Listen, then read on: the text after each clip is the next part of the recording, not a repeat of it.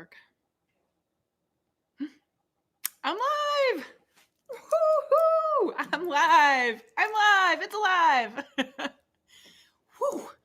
I got to tell you, folks, this going live thing sometimes is a challenge here on live stream. We try to get on here early, and I swear we tried to boot this like 7 times, but we're here. We're live. So welcome, everybody. What I'm going to do really quickly is give a shout out to everyone and let people know that we're live. So bear with me here. We're going to make sure that we can let the world know that we're good to go here. So bear with me. Let's see if we can get this shared on a couple of places so the world knows.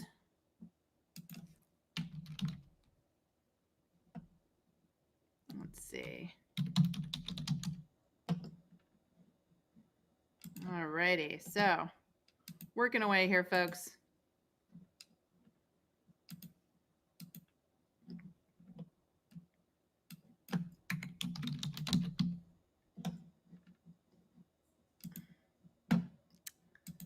And then I am waiting for you all to show up in chat. Can you hold on a second? Linz, can you see me? Can you double check that we're live? Yeah, you see me? Ah, okay. Because none of you are chatting with me yet.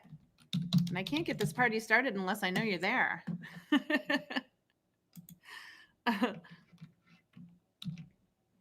Let's see. Awesome. Okay, folks. So stay with me. Let's see if we can get this to refresh. I don't see any chatting. Let's see. Live chat. We're trying, folks. We're trying. Yeah, I don't see anything. Folks, if you can see me. Oh, there we go. There you are. I was getting nervous. You guys are scaring me here. Hold on a second.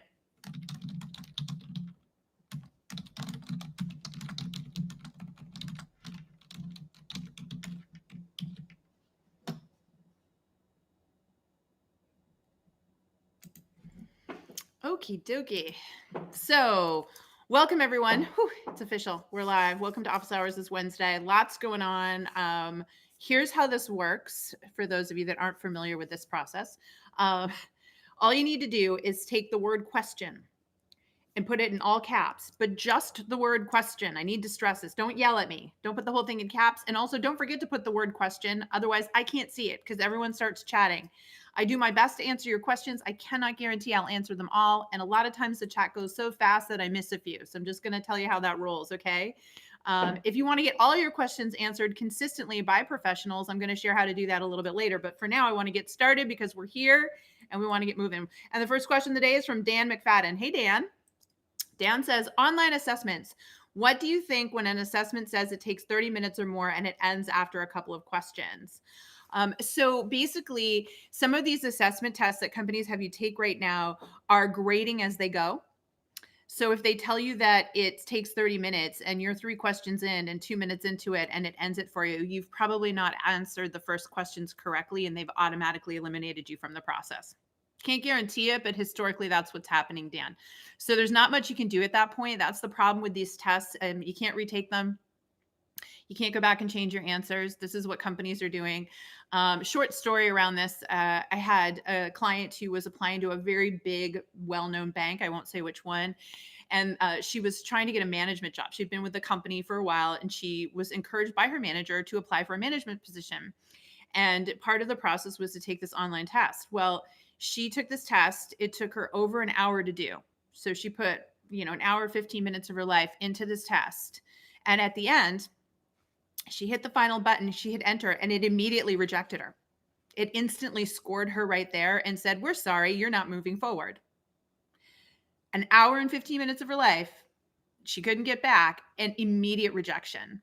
So the reason you're seeing what you saw is that they don't want people going, oh my gosh, I spent 45, an hour and a half doing this test and I didn't get picked. The theory is that by telling you sooner, you haven't wasted your time. So that's what's going on there. I would just chalk it up, either that or maybe the flip side, Dan, maybe you were so amazing. You got the first 3 questions spot on and they're going to move on and call you up for an interview. That could happen too. So I'm not saying only doom and gloom, but historically, usually if you've been tossed out, it's because the way you answered the questions has eliminated you. So let us know what happens. Circle back and tell us. Maybe it'll be the other side, the flip side. Okay, so Yimi Santos, I hope I'm saying that right. Question is, should I include a master's degree on my resume, even if it is not relevant to the field I'm looking to work in? Okay, so love this question. We get this a lot inside the Work It Daily platform. We have a lot of people who have masters who are struggling to get jobs. A couple of things you don't ever do. You do not put master's or MBA after your name at the top. And the reason you don't do that is because that screams, hey, I have my master's, I have my MBA, and I want everyone to know about it, and I expect my job to use it. So recruiters are going to assume that this is super important to you since you put it after your name and made it the first thing you see.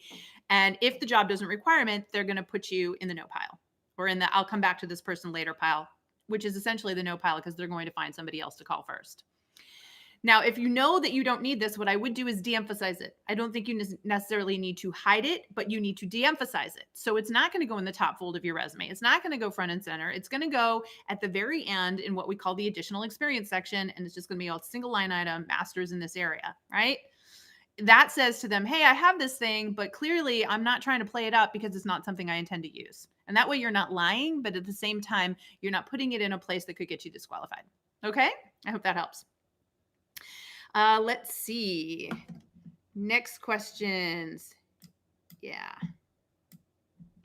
All right. If you've got a question here, you know what to do. Pop it up in here and I will answer it for you, but you got to put the word question just like Dan and Yemi did in all caps so that I can pick it out of the crowd. Okay. Now, while I'm waiting for that, I mentioned to you, if you want to get all your questions answered by an expert, then you need to join me inside Work It Daily. So quick understanding of who we are and what we do. You know, when you're sitting there looking at your LinkedIn profile going, I don't know if it's right, or you've redone your resume for the 50 zillionth time and you don't know if it's right, and you don't know where to start your cover letter, and you're not sure how to reach out to that recruiter and what to say in the LinkedIn connection request, and you don't know how to respond when they ask you certain questions, and you don't know how to prepare for that interview, you know, and you don't know how to ask for that salary or that promotion or that raise or anything else is bugging you in your career. Well, that's okay. That's why you join us. We give you the answers. We work with you. We help you. We're your career coach, but we make it super affordable, like a gym membership, so that you can get the help you need when you need it, right? You know, traditional career coaching is broken. It's expensive and it's time consuming. You're supposed to spend all these hundreds of dollars, go sit down with a career coach, get all amped up and excited. Then they leave, you leave, and nothing really gets done. Really effective career coaching happens in the moment when you need it. It's those quick little questions that you have, those problems, those things that are holding you back, which means you need it when you need it, and you need access to it 24/7. And that's exactly what Work It Daily does. But the best part about it is we're super affordable. We're changing the game. And here's why. Here's the mission of this company. And this is why we exist, why we're building this YouTube channel, all of it. Because everybody focuses on the companies. All the products and services are for employers. There's nothing out there to level the playing field. There's nothing out there to teach you the new rules to job search and career development. And by the way, they didn't teach it to you in school, did they? Because if you knew this stuff, you wouldn't be here. And on top of that, it's always changing. You have to stay on top of the new rules, the new resume formats, the new things to do on LinkedIn, you know, all the changes that are happening. Where are you learning that? How are you making sure that you're relevant and you're doing things correctly? You need a coach to do that. And that's what we provide you. This is so much more than just some simple courses that you take. We are truly the career coach sitting in your back pocket on your phone, sitting on your shoulder, talking into your ear when you need it so that you can get the results. So I hope you all will check us out. One of the things that's really cool about office hours is when you come over here and spend time with us, we offer you a discount to join us. So there will be a discount code in the chat, and that will save you on our monthly subscription. So basically less than $1 a day, you can get the career advice you need. And, you know, it kind of blows my mind because people don't spend money on career coaching. And I get it because historically it's been very expensive, but now there's no excuses. And this is where you spend 1/3 of your life. And this is an aspect that affects your personal brand, your finances, your happiness, everything. Okay. So really think about it. Come check us out. Come join us. I think you'll be really surprised. I know we've got some members on here. They'll vouch for us. Okay. All right. Enough on that. Let's talk to Annie A. Anne says, do you find value in the LinkedIn premium service? Is it worth the cost? Do recruiters and hiring managers see that you have premium and consider you because you have premium versus not? Okay, let me talk you all through this because this is a pretty controversial topic and I'm probably going to get in trouble for saying it. So when you pay for the premium subscription, which is not cheap, what it is giving you is several in-mails, right? I think it's 10 right now. And 10 in-mails let you mail somebody that you're not connected to on LinkedIn.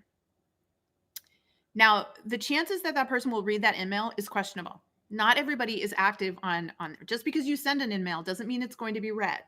Okay. I've seen just as many people send connection requests and get connected to somebody and have that looked at before they've had an email. So it's not going to guarantee you anything. After that, the only other thing it does for job seekers, just so you know, is that if I'm a recruiter and I'm searching for you inside LinkedIn and I search for a bunch of key skill sets and your key skill sets match it, but so do hundreds of other people, right? Because there's over 500 million people on LinkedIn. When it gives me the search results, as I'm going through, it doesn't put you to the top of the pile. It can't do that. That would be illegal. That would mean paying for placement. And they don't do that. What it does is your profile looks a little different than everyone else's. It's a little bit bigger. So if I'm a recruiter and I'm going through the top 50 people and I'm going along and all of a sudden number 7 on the list is a little bit bigger, it tells me you're paying for a premium subscription. That's what it's telling me, that you are a job seeker. Okay.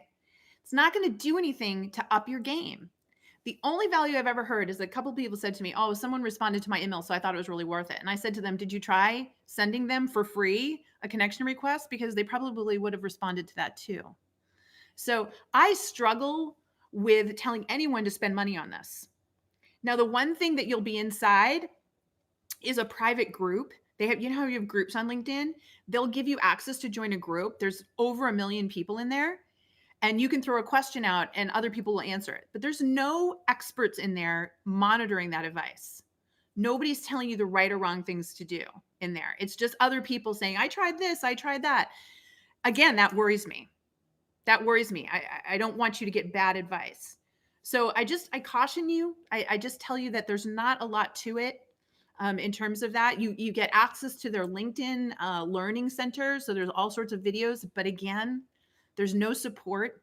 There's no coaching. You're not really going to get that one-on-one coaching. You don't have a place to go to get, hey, that's the right answer. So, I can't tell you. I'm just telling you, those are the features of the program. It's up to you to decide whether or not it's a fit. I hope that helps. Okay. Janae Lewis. Hey, Janae. Janae says, I'm relocating from New York to Atlanta in March or April. Where should I start to get hired and when to start? Should I use a local address on a resume or explain that I am relocating? So Janae, we actually have an entire video on YouTube here on this channel that talks about long distance job search. If y'all just go in and search in LinkedIn or YouTube, long distance job search, you'll see it. What you need to do is start the process of identifying a bucket list of companies you want to work for in Atlanta and then building a strategy around that. And this video will walk you through how to do it, because here's my problem. If you start applying to all these companies in Atlanta and you put an Atlanta address and they call you up and say, can you come in for an interview tomorrow? And you say, no, I'd need to hop a plane. They'll be upset. And you can't just apply and say, I'm in New York and I'm applying for this job in Atlanta, because they don't know that you're definitely moving and they're just going to disqualify you. So you have to build what we call a proactive strategy. Traditional job search is not going to work for you. You have to build a proactive strategy, focusing in on a core set of companies and using your networking abilities, which is something we teach you inside Work It Daily, in order to connect with these employers and get them to know that you are coming by a certain date, that you're relocating on your own expense already, but you're looking for a job and these are your favorite employers and here's why. And so there's a whole strategy around that you need to use. And if you watch this video, it will help you. But you definitely want to get started. You can't put that you live in Atlanta on there, and you can't apply with a New York address. So you've got to have a different strategy. Okay. Good luck with that. B12. I heard from a recruiter that if you apply with a company more than once, the ATS remembers your email address, and regardless, if you upload a new resume, it will mark you unqualified. Okay. So the answer to that is it depends. No two ATS systems are the same. Some companies really have an issue with you applying more than once. It bothers them. They feel like you should know what one job you want at their company.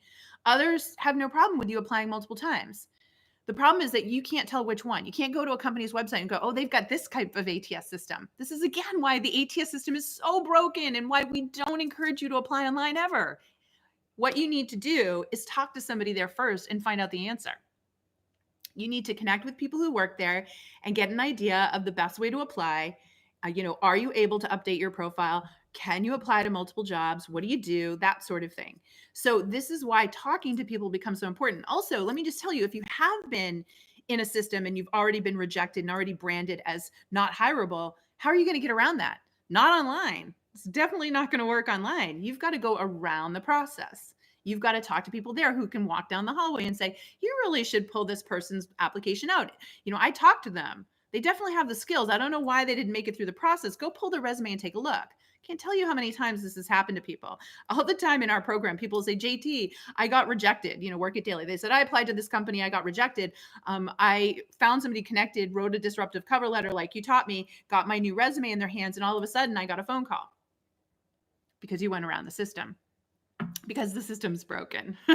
So I really encourage you to take that at face value.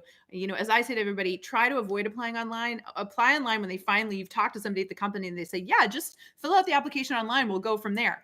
You always want to try to be connected as much as you can. There's a less than 3% chance, just so you know, statistics show, less than 3% chance you will ever get called by a company when you just blindly apply online. 3%. That's next to nothing. But there's a much higher chance if you can go around the system and start to connect with actual human beings. All right. So I got a question from Mishi. I think I saw Mishi here. Let me see if I can go find that. Oh, Mishi. I had a phone interview Friday and didn't realize that it lasted 53 minutes. When should I follow up with the recruiter if I haven't heard back? Okay, well, first of all, it's great it lasted 53 minutes. That's great, Mishi. It means it went well on the phone. That's super. It happened on Friday. I always say give it one full business week. So it's Wednesday today. You really can't do anything till this Friday. And then this Friday, you could send an email and say, hey, I just wanted to be proactive and see if there was anything else I could do to further my candidacy. As somebody who just went through the hiring process, we just have been in the process of hiring for a position here at Work It Daily. And I spearheaded it. And I can tell you, it takes time. We post the job. We have to wait until we get some candidates. We have to set up phone screens.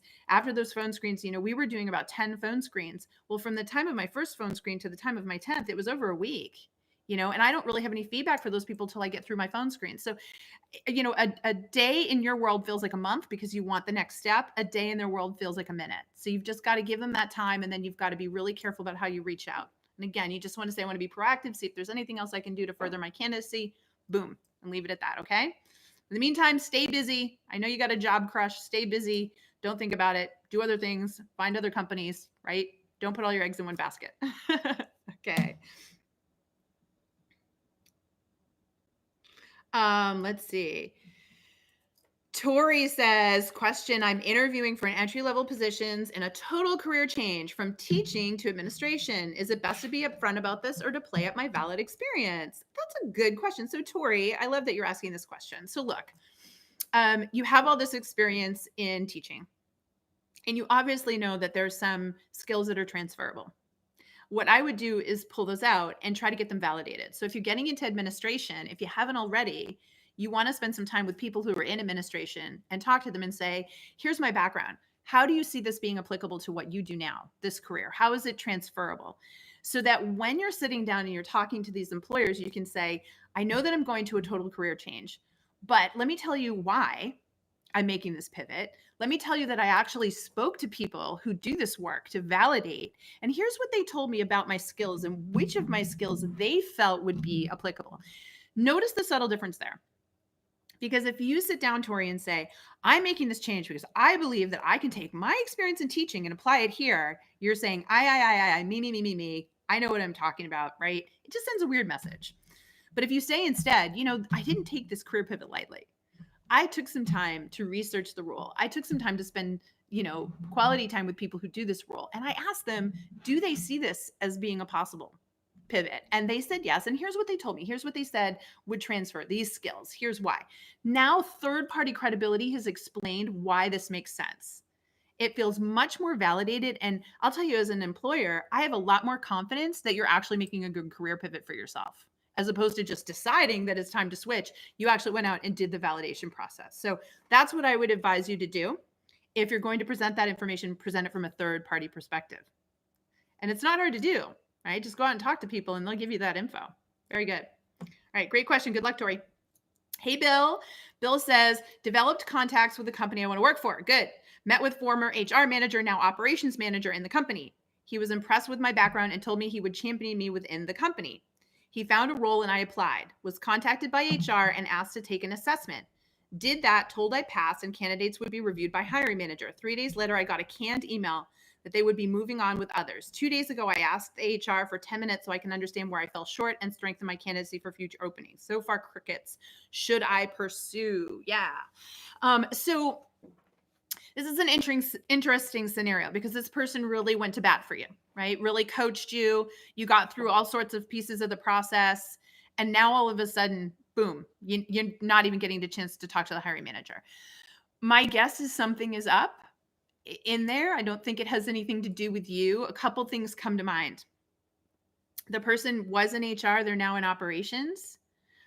Maybe they're not in the best rapport with the manager. Maybe the manager didn't like that this former HR person was pushing their candidate on them. Maybe they're feeling like, I want to find my own candidate. Yes, this stuff happens. Doesn't matter that you're super qualified and probably be great. Sometimes this kind of politics happens. We all know that. So there could be a lot of things going on, which makes it difficult for the person that you're reaching out to be able to share that information. Okay. They may not even be aware that that's going on. So I think it was okay to say, hey, can we reach out on where I fell short? And what can I do next time? I'm not sure that person's ever going to give you that information because they may not ever get that information. Right? They just may not. You asked 2 days ago. It's pretty early in the process. And for a lot of people here in the US, Monday was a holiday. So I would say give it a full week. And then once it's there and gone, I think that you could reach out to that person and say, I realized I put you on the spot by asking you for feedback. I just want you to know it doesn't matter. I'm really grateful that you championed me. I'm going to keep an eye out for other positions. And if you do come up with anything you think I can do to further my candidacy next time around, just let me know. Right. But I would wait a full week before I even do that. But my goal in that email, if you don't hear from them, is to take the pressure off them and tell them, I don't need that feedback. It's okay. I just am grateful that you championed me. And if you think there's anything I can do in the future to get another shot, let me know. All right. So I would go about it that way. But again, wait, it's only been a couple days. They might be trying to seek out that feedback and find out what's going on. There may be some politicking going on. We don't know. So just let things play out. Meanwhile, Bill, just keep at it, right? Keep looking for those new opportunities. Okay. Hansel, I've been trying since a long time looking about potential opportunity and have followed all the ways and trying and reaching the right person. However, I am not able to get through. Yeah, that's so tough. This happens sometimes. Sometimes companies are a veritable fortress. They just don't want to give you the name of the person to connect with. If you're trying there's various tools online now. Some of them like hunter.io is one, and another one called recruitin.net. I've mentioned those a few times. There are these things where you can try to seek the email addresses of people and reach out to them. But it doesn't always work. So I think now, Hansel, what I would do is go into your LinkedIn profile and look at your second line connections. So try to find people that are working at this company that know people that you know, and see if you can't try to get the introduction that way. I also hope that you're trying to get people at the company to connect with you on LinkedIn as well, because that can really help you. And then lastly, I would tell you to start to look at where this company is going to be. Are they going to be at any industry events? Are they going to be at any business networking events? Try to track where they might be attending, where they might have a physical presence from their company, where they're going to do a presentation or some kind of speaking engagement. Just start to really monitor them on social media and see if you can't locate a place where you can be the same place they are. Because then you know that you're going to meet a human being from the company and you're going to be able to, make an impression, ask them questions, see if they can't help put you in touch with the right person. What I would tell you is don't give up.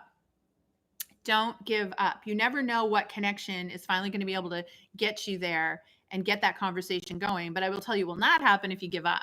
So I wish I had more for you on that. All I can tell you is that just like a good salesperson, you have to keep at it. Just keep looking, keep trying to connect, keep looking for ways to get in the same room with this company so that you can start to develop a rapport with somebody at the organization. Okay. Hi, let's see. IPEC. Hi, how are you? Question is, location is a commute, and I'm not, okay, definitely not reading that from the question one. Is it better to get a temporary job while looking for our ideal job? This temporary job requires nuts and bolts skills and provides an indirect path to an ideal job. The pays lower, the location and commute is easy to adjust. If the recruiter knows I even question why I even want this job, is it okay to tell them this is something I may like to try and see how it goes? I would never tell a recruiter this is something you want to try and see how it goes. It's not what they want to hear, because if it doesn't go well, they're in the lurch. So I definitely wouldn't go that way. You've got to sell them on the fact that you see this as a great opportunity for yourself. So you've got to validate that. You've got to say, you know what, this job is a foundation job to get me to where I want to go next. I can see getting in this direction down the line, but I understand I need to pay my dues. I've got to get the basics, the work experience. I want that work experience. I think this is a great fit. You've got to sell yourself on that. You really, really do. You can't say, I'm not sure, because then they'll pass. They want somebody with the passion. Remember, folks, I tell you this all the time. We teach it inside Work It Daily. Companies hire on 3 things: personality, aptitude, experience. So they want to see the passion for them. They want to see that your personality is, hey, I'm excited, I'm all in to be here, and I want to learn this. So you're going to have to definitely convey that. Okay. Good question, though. I'm glad you asked it. Maria says, if got declined after a great phone screen, but told I was an exceptional candidate and should apply again, and the application would be thoroughly reviewed, would you say that's a good sign? Yes, Maria. Yes. As somebody who's been going through this myself recently, it's really hard when you have several candidates for one position. Just had this happen to us. Okay. Several really good candidates, all with slightly different things, and you have to pick one. And you're bummed because you'd really like to give everybody a job, but that's not how business works. I don't, as a business owner, I don't have money lying around, and most companies don't. They've got a budget for a job. They can offer that job, but here's what they're thinking. If all goes well, I'm going to have another job. And boy, instead of having to start this process over again, I would love to hire Maria. And I can tell you that's happened in our past year. We've had situations where there are 2 amazing candidates. We hire one, but we say to that candidate, hang on, let's stay in touch. And it works out. So Maria, you need to absolutely take that as a good sign. Stay in touch with them. Don't go crazy. Just check in from time to time. You'll be amazed. Okay. And let them know you're very excited about that. Let them know you're really honored. Christina S says, if politicking is something, is this politicking thing something stronger in U.S. companies, or would you say it happens everywhere in the world? Oh gosh, Christina, politicking happens everywhere in the world. And it all comes from the fact that, what did I say? Personality, aptitude, experience. Personality drives all corporate cultures, all group dynamics, all teams. If you don't think it's important to hire for fit, then it's crazy. And this is challenging, right? Because in a time where we're focused on discrimination and fairness, the reality is that no 2 people are the same. And you're always looking at the dynamics, because it doesn't matter how experienced somebody is. If their personality is not going to get along with the rest of the group, it's going to fail. It's going to shut down the rest of the group. And now the team isn't productive. So you can't bring some sort of superstar in who isn't going to fit with the team. So politicking happens everywhere. And it's always around this idea of how people's personalities, aptitude, and experience will properly integrate into this, and what somebody's looking for and what they want in a candidate, which again is subjective, is going to vary from person to person. So hiring is a very difficult thing. People don't realize that. Super challenging. And there's a lot of money behind it, because it's thousands of dollars to hire you. And then when we have turnover, it's even worse, because now we've got to retrain someone and start all over again. Super frustrating. All right.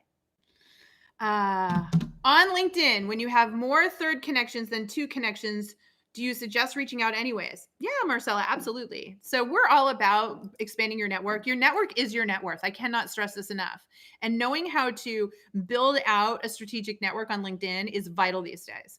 Having those connections in certain industries and skill sets and locations, and then staying in touch with those people and providing them value by posting content in your network, is a vital strategy these days. It's part of your core to personal branding so that you can stay employable and leverage. So yeah, absolutely.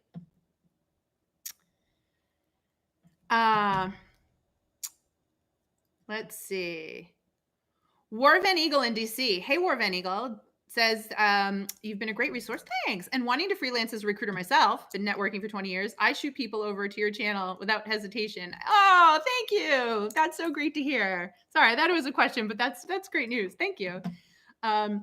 Shens. Hey, Shens. I hope I'm saying that right. Shen says, I just had a phone interview yesterday, and he didn't explicitly say if I'm a great candidate or not. So what sign should I look for to see if they think I'm a good candidate or not? Yeah, that's really, really great. So Here's a couple of things. So first of all, next time you're on a phone screen and you're going through it, at the end, they normally say, "Do you have any questions for me?"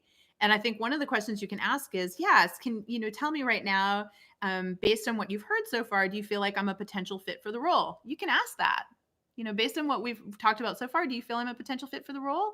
And they can say yes or no, and say, or do you have any reservations, or is there any areas of that you think I might not be as strong a candidate? It's okay to ask that question. And you can frame it with, I'm very excited about this opportunity. I'd really love to move forward. So I'm curious, do you feel like there's any areas where I'm maybe not up to par? But at least you can open with, do you feel if I'm a candidate fit for this or not?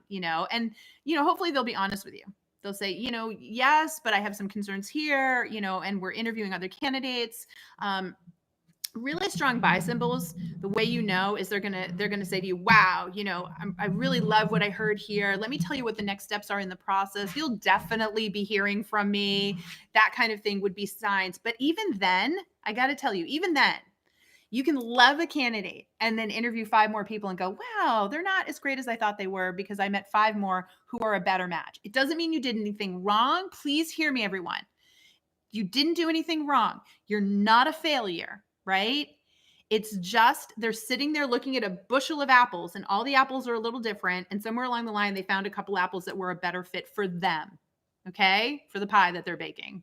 I'll use a fall analogy, but you just need to know that can happen. So I can give you buy signals that you might hear on there, but even then you could get all of those buy signals and then still not get the job. And that's usually because they loved you at the time, but then they met 2 or 3 more people that were a better match. This really does happen. This is why recruiting is so hard, okay? And why you got to cut recruiters a little slack, because it's just not that easy. All right. So I wouldn't get hung up on the buy signals. I would do the best that you can and just understand, hey, I did my very best. If it's a fit, great. If not, then I've got to find my next employer. Let's see. What else do we have here? Claire. Hey, Claire Gibson. How do I go about applying for jobs in a different career path, but including my previous relevant experience? Yeah. So that's not an easy question for me to answer right here, Claire. No 2 people are the same. So if you were to join us inside of Work at DLA, what we would do first is have you revamp your resume into a format that allows for transferable skills to be showcased at the top of the resume so it can show what you're relevant to. And then your former experience is still going to be in chronological order, because we always want to show, the history of our work experience, regardless of whether it's relevant or not. So there's sort of a format there. Then from there, we decide how much to play it up or play it down. Okay. How do we simplify it? Or how do we make it more relative? We never want to lie. We never want to make stuff up. I know that you don't want to do that, but there is some nuances to it that have to happen. So I would just say that it's really important that the top fold of your resume be customized for what you want to do next. If I'm applying to be an account manager and all my background's in graphic design, as a recruiter, I don't want to open up and have your headline be graphic designer. I'm just going to put you in the no pile. So you do have to know how to change the top fold, change the narration, so that as I then go through and read the rest of your resume, it's making sense to me. Okay. The other thing I'm going to tell you is that applying online isn't going to work for you. Applying online doesn't work for 97% of the population, but especially for you, Claire. And that's because it's just too easy for them to screen you out based on your work history. What was your most recent job title? Graphic designer? Okay, no. You've got to go around the system. You've got to connect with people at the organizations that have the types of jobs that you're looking for. You've got to have conversations. You've got to get people to say, I'll vouch for Claire's personality and aptitude. She might not have the experience, but boy, she's got the rest of it. So let's have a conversation with her. That's how you make that change. And it happens every single day, but you've got to go about it that way. Okay. The Coco Tennis says, any tips for staying confident in the face of constant rejection? Yeah, absolutely. So here's the thing. You are going after a really big goal, right? You're going after a dream job. You're going after a thing that impacts major parts of your life. It's not going to be easy. If it was, everybody would do it and I wouldn't have a job. Not that that would be a problem. I would be happy to be out of work knowing that everybody had career satisfaction. But the reality is it's a challenge. Anything worth going after is a challenge. I think what you have to do is take a deep breath and analyze your activities. Because while you're getting rejected, the only reason you're getting rejected is because you're trying, is you're making an effort. That's worth something. You're going out and doing. Whereas others can sit around and make excuses, right, and complain, you're going out and doing it. You're in the ring, right? As Brené Brown says, you're being a gladiator. And you need to be proud of the fact that you're doing. Not what you've achieved or not achieved, not whether you've failed, but I'm doing something. I'm putting my energy into this. And I will tell you, that's another thing, which, by the way, for those of you that haven't seen it, I very quietly over the last 2 weeks have started a new series that I've been pushing out on LinkedIn. It's called JT Talks Jobs, and it just became a playlist here on the YouTube channel. So you can follow this JT Talks Jobs every single day. I have a little video that I do, and I've been talking a lot, especially this week, around where your attention goes, your energy flows. So if you have this negativity, this focus on rejection, this focus on failure, you're taking this finite amount of energy that you're given every day, right? Energy isn't infinite. We're all tired by the end of the day and have to fall asleep. You're taking whatever amount of energy that you're putting forth, especially this mental energy, to focus on your career, and you're focusing on the negative. You're focusing on the rejection. You're focusing on the failure. That is not good. That's going to keep you down here. What I am proposing is that you pivot that energy and focus that energy on, I'm a doer. I'm here. Hey, rejection means I'm doing something. I'm trying where others don't try. I'm working it daily. I'm getting it done, right? That's what we're about. And you have to continually channel your energy, the energy that you're willing to give towards your career, towards the right mindset. So my advice to you is to create a mantra. And literally today, I just posted a video on creating your mantra to fight this negative self-talk that's popping up around your rejection in this case, okay? And you've got to come up with that term that you're going to repeat and repeat and repeat every time you catch yourself in that negative thought, because that negative thought is draining that very precious, limited amount of career energy you're willing to give each day. And you've got to turn it around into something positive. And I know this from experience, and I tell it in the story. For me, it was, I was feeling sorry for myself one day, just sitting there with blankets over my head, watching TV. And it just kind of hit me that I needed this mantra, and it shot into my head, because I can. And my mantra has always been, because I can. And what do I mean by that? What it means is I have 2 arms, I have 2 legs, I have my health, I have my eyesight, I have my brain, I have my gifts, I have, my family, my friends. I just have so much. I have so much resources at my disposal. I need to get up and do this because I can, because there are a lot of other people that can't. So I challenge you on that. And I love your name, by the way, the Coco Tennis. I challenge you. You can too, because you can, because you do have these things. You're out and you're doing and you're trying. And that is what to celebrate and what to focus on. And stay positive around that. Not around the rejection, but around the doing, because you can. So find your mantra, watch that video series, right? And come back here every day. You hear all these things, we're the sum source of the 5 people we spend the most time with, and this and that. But the reality is, we're barraged with images all day long, with points of view all day long, from the moment we get up to the moment we go to bed. And if you aren't surrounding yourself with the right positivity and the right mindset, you will not achieve your goals, because all of that external is affecting this here. So if you're negative, my guess is there's been a lot of negative around you. So coming here, pat yourself in the back. Coming here, listening to this, letting us get you focused with the right advice and the inspiration. This is how you retrain yourself to use your energy in a more positive way, really focus your career in the right direction. So you're doing the right thing.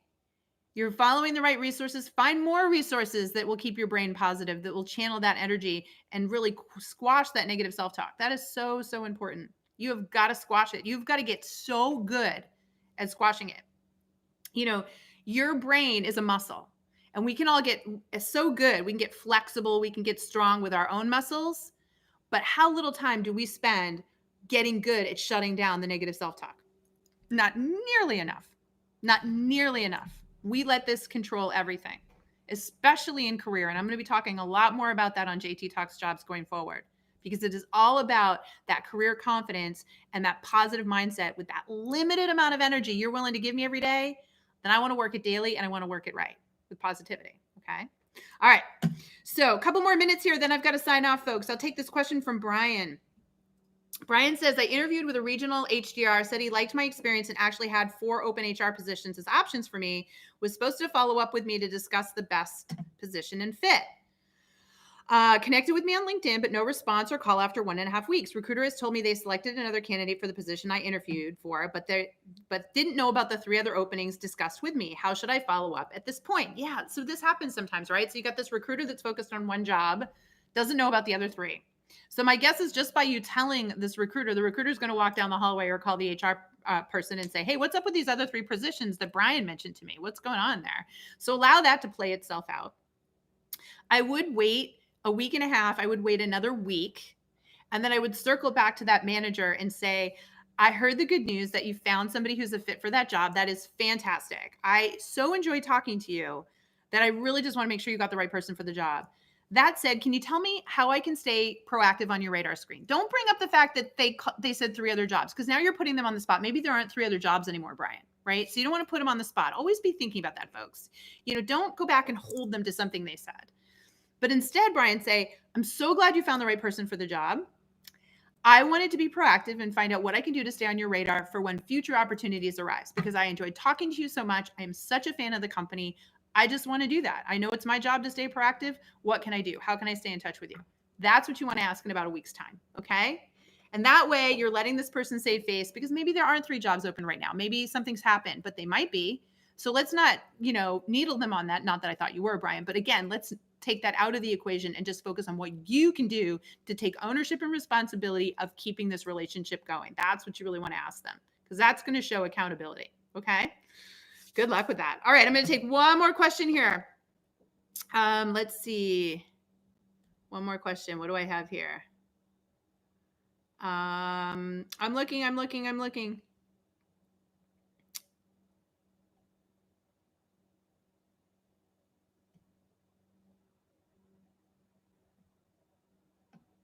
What should I do, or next steps, if no one responds to my request for an informational interview? This is from Florissa. So folks, for those of you that don't know what an informational interview is, it's when you are asking someone to sit down with you who's in a particular industry or skill set or works at a particular company to learn more about how they got where they are. You're basically trying to understand how they've built their career path and what tips and advice they can offer you to do the same. Not everyone's going to have time to do this. The best way to get informational interviews, so you all know, is through referral. So you want somebody in your network who knows somebody to introduce you, because people are far more likely to agree to do the informational interview if somebody in their network is asking them essentially to do so or referring them. Okay, so that is the best way.